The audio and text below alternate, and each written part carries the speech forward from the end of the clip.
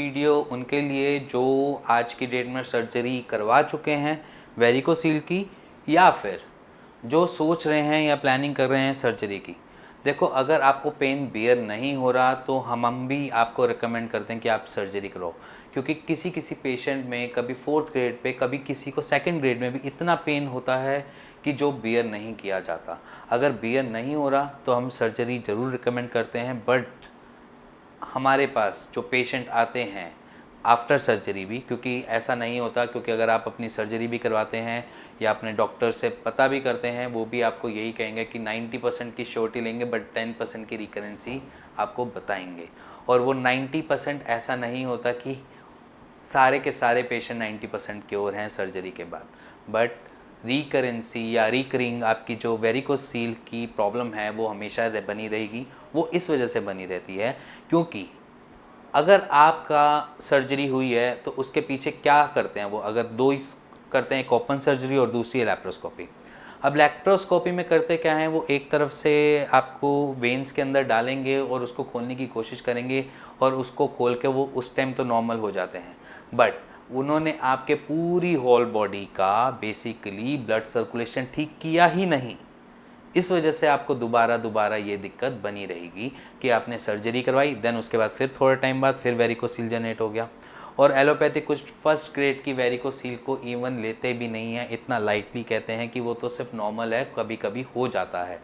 और वो जब आप आगे फर्दर बढ़ते जाओगे, क्योंकि ज़रूरी नहीं है कि वेरिकोसील फर्स्ट ग्रेड पे रुकता है, फर्स्ट ग्रेड पे कोई भी वेरिकोसील नहीं रुकता, वो अपने आप को सर्कुलेशन की वजह से उसका डायामीटर जो है वो बड़ा करता जाता है, और बड़ा करते साथ ही आपकी ग्रेडिंग जो होती है वेरिकोसील की वो बढ़ती जाती है। जब वो बढ़ती जाएगी उससे आपको दिक्कत आएगी, मे बी शायद आपको पेन भी हो, शायद आप वो पेन आपके पैरों की तरफ भी जाए, आपके पेट की तरफ भी जाए, या आपके पीछे बैक जो होती है लंबर, वहाँ तक पहुँच सकता है। और आज मेरे को वेरिकोसील का ट्रीटमेंट करते करते 5 साल हो गए हैं, और 5 साल में कोई ऐसा पेशेंट मेरे पास दोबारा नहीं आया जिसने मेरे को कहा हो कि मेरा वेरिकोसील फिर से बन गया हो या फिर से डेवलप हो गया हो। उसका रीज़न ये है क्योंकि हम आयुर्वेद में कुछ अलग तरीके से वेरिकोसील को देखते हैं। हम कहते हैं कि अगर ये दिक्कत हुई है तो आपके वात डिसऑर्डर की वजह से हुई है, और वात डिसऑर्डर को ठीक करने के लिए हम पहले मेडिसिन प्रॉपर्टी से ठीक करते हैं, साथ साथ वो ऑटोमेटिकली, क्योंकि हमने यहाँ पे कोई सर्जरी नहीं करनी, हमने कोई ऐसी चीज़ नहीं, कोई खींचना नहीं, कोई नस को पकड़ना नहीं, कुछ ऐसा नहीं करना हमने बस और बस आपके सर्कुलेशन को अच्छा बनाना है, आपकी वहाँ की वॉल्स को ठीक करना है, और इसके साथ साथ जो कॉन्सिक्वेंसेज होते हैं, जैसे ओलिगोस्पर्मिया हो गया जो वेरिकोसील के साथ कभी ना कभी गिफ्ट में मिल जाता है, उसको ठीक करना होता है। इसके साथ जो बेसिकली दिक्कत बनती है पेन की, पेन रिलीफ होता है। हम कोई उसके अंदर ऐसा कुछ नहीं डालते, कोई वेन्स के अंदर हमने कुछ ऐसी निडल नहीं डालनी, हमने कोई अलग से कोई ओपन सर्जरी नहीं करनी होती। तो आयुर्वेद क्या करता है, पूरी बॉडी पे जितने भी दोष होते हैं उनको निकाल देता है, आपके सर्कुलेशन को सही कर देता है। वो ऑटोमेटिकली आपकी जो वेन्स हैं वो अपने आप ही ठीक हो जाती है, डायलेटेड जो वेन्स हैं वो अपने आप ही अपने लेवल पे आ जाती है। बट हमने कुछ केसेस ऐसे देखे हैं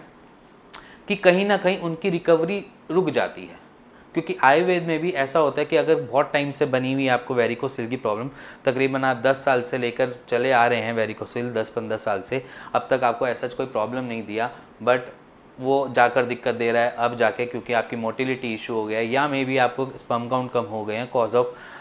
वेरिकोसील, तब आपको एक नज़र रखती है कि हाँ ये वेरिकोसील की प्रॉब्लम हो गई है, इससे मेरी मोटिलिटी ख़राब हो रही है, इससे मेरे स्पर्म काउंट लो हो रहे हैं, क्योंकि सर्वाइवल ऑफ स्पर्म भी आपकी डिपेंड करता है आपके स्कॉटम के टेम्परेचर पे, और वेरिकोसील से स्कॉटम का टेम्परेचर ख़राब होता है, जिसकी वजह से आपके स्पर्म काउंट का सर्वाइवल कम हो जाता है। और जब आप ये चीज़ें फेस करते हैं तब आपको लगता है कि वेरिकोसील का ट्रीटमेंट करवा लेना चाहिए। बट उस स्टेजेस में हमने ये चीज़ देखी है कि अगर आपका वेरिकोसील 3rd ग्रेड हो या 4th ग्रेड हो, वो मैटर नहीं करता, उनकी रिकवरी जो होती है वो 1.7 या 1.8 पे जाकर स्टेबल हो जाती है। वो इस वजह से हो जाती है क्योंकि आपने 10 साल तक उस वेन को इतना फुला रखा था, जिसकी वजह से वो यूज्ड टू हो जाती है, क्योंकि हमारी बॉडी कुछ ऐसी है इलास्टिसिटी वाली। अगर अपनी वेन्स देखें तो थोड़ी बहुत इलास्टिसिटी रहती है। अगर हम रिकवरी देखें तो वहाँ पर वो 1.7 या 1.8 पे जाकर स्टेबल हो जाती है, उसके नीचे वो नहीं हो पाती। और हम जो कहते हैं वेरिकोसील 2.2 जो बेसिकली 2 mm से ऊपर जाती है, उसको हम फर्स्ट ग्रेड की कैटेगरी में रखते हैं। तो अगर 2 mm से नीचे अगर आपकी आ गई है वेन, तो आप नॉर्मल है, आपको वेरिकोसील की कोई इशू नहीं है और आपको ये आगे कभी दिक्कत भी नहीं देगा, क्योंकि आपका blood pressure go with the flow जा रहा है, बिल्कुल सिंपली वहाँ से फ्लो कर रहा है, वो टेम्परेचर मेंटेन कर पा रहा है, अंदर जो नीचे की तरफ टेस्टिस की तरफ जो ब्लड जा रहा है वो नॉर्मल कर देता है। तो इस वजह से आपका वेरिकोसील परमानेंटली ठीक हो जाता है, वो दोबारा नहीं होता। और उसके बाद कुछ हम ऐसी चीज़ें बताते हैं जैसे कि आपका डाइट फॉर्मेट कैसा रहना चाहिए, क्योंकि एक बारी तो आपने वेरिकोसील ठीक कर लिया, अब वात डिसऑर्डर बिगड़ भी सकता है। वो इसलिए क्योंकि वो आपकी एपेटाइट से रिलेटेड है, आप जो खाते हैं, जैसे आपने डाइट लेनी है उसके ऊपर डिपेंड करता है। तो हम कुछ बाद में जब आपके वेरिकोसील ठीक हो जाता है उसके बाद हम कुछ चीज़ों को आपको बंद करवा देते हैं, जिसकी वजह से आपका वात डिसऑर्डर फिर दोबारा अराइज ना हो और वो दिक्कत दोबारा नहीं आए। तो अगर आप वेरिकोसील के पेशेंट हैं और आपके माइंड में कैसी भी क्वेरी है रिलेटेड अपने वेरिकोज सील की वजह से, या क्योंकि बहुत से पेशेंट होते हैं जिनकी बॉडी टाइप ही ऐसी होती है जिनको वेरिकोज वेन्स की प्रॉब्लम भी होती है और साथ साथ वेरिकोसील मिल जाता है या हो जाता है उनको, क्योंकि इनकी बॉडी टाइप बाय बर्थ ऐसे बनी हुई है। सो अगर आपको वेरिकोज वेन की प्रॉब्लम है या वेरिकोसील से प्रॉब्लम है तो आपकी माइंड में बहुत सारी क्वेरीज होती हैं कि ये ठीक हो भी पाता है, नहीं ठीक हो पाता। बहुत सारे क्वेश्चन होते हैं कि मैं सर्जरी करवाऊँ या ना करवाऊँ, और सर्जरी सक्सेसफुल होती है नहीं होती, क्योंकि बहुत से डॉक्टर्स जो एलोपैथिक डॉक्टर्स हैं उनके पास ऑप्शन ही यही बचता है कि उसकी सर्जरी करवा दो। और सर्जरी में ज़रूरी नहीं है कि वो चीज़ आपको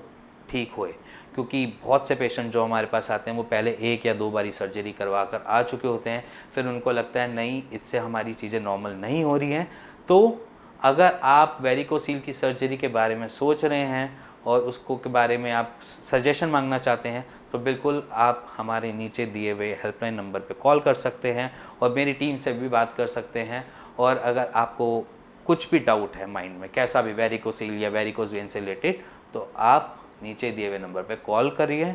और उसका एक राइट सॉल्यूशन लीजिए। और अगर आपको ये वीडियो पसंद आया तो please like share bell icon दबा दीजिएगा। Thank you.